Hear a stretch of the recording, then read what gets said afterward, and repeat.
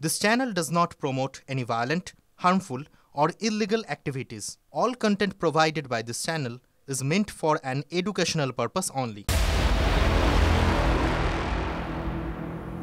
আর এই মুহূর্তে আরো একটা বড় খবর, দুদিন পেরিয়ে গিয়েছে কিন্তু কোথায় রয়েছে সে? কৃষ্ণনগর ছাত্রী খুনে এখনো অধরা অভিযুক্ত।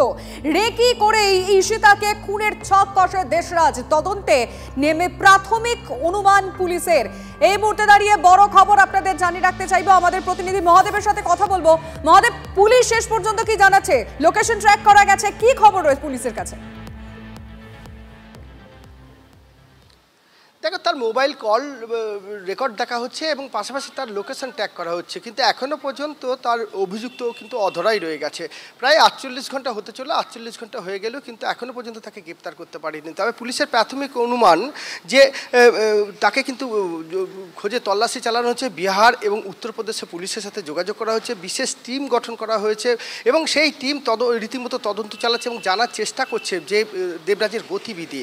কারণ দেবরাজ রেখে এই ঘটনার আগে কিন্তু সে রেকি করেছিল, সে জানতো তার মা তার ভাইকে আনতে যাবে, মেয়েটি কখন একা থাকতো এটা দেবরাজ জানতো এবং সেই জন্য রেকি করেছিল যে কখন তার মা ভাইকে আনতে যাবে সেই সুযোগটাই সে অপেক্ষা করছিল।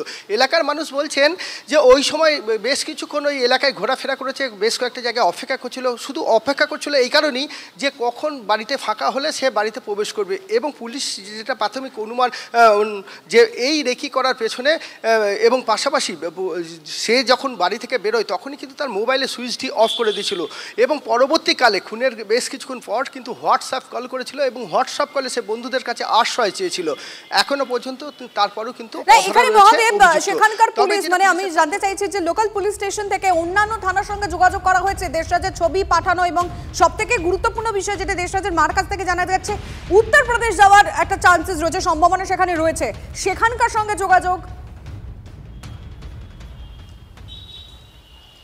একদমই, দেখো যখনই এই ঘটনা ঘটে তার পরে পরে একটি বিশেষ টিম গঠন করা হয় যেটি প্রথম যায় কাছড়াপাড়ায় তার বাড়িতে যেখানে ওই দেবরাজ থাকতো, সেখানে দুটি টিম যায় এবং সেখানে জিজ্ঞাসাবাদ করা হয় মানুষের কাছে যে তার গতিবিধি জানার চেষ্টা করা হয়, কবে এই মেয়েটির সাথে দেবরাজের সম্পর্ক বন্ধুত্ব সম্পর্ক তৈরি হয়েছিল, কিভাবে সম্পর্ক তৈরি হলো, আবার বিচ্ছিন্ন বিভাগ কিভাবে হলো, তারপর তার গতিবিধি সে কোথা থেকে পিস্তল পেতে। দেখা যাক কি তথ্য সামনে আসে, তুমি নজর রাখো মহাদেব। যারা একজন খুনিকে অ্যারেস্ট করতে পারে না তারা জিজ্ঞেস করে যে পেহেলগাঁওয়ের যারা দোষী তারা কোথায় গেল।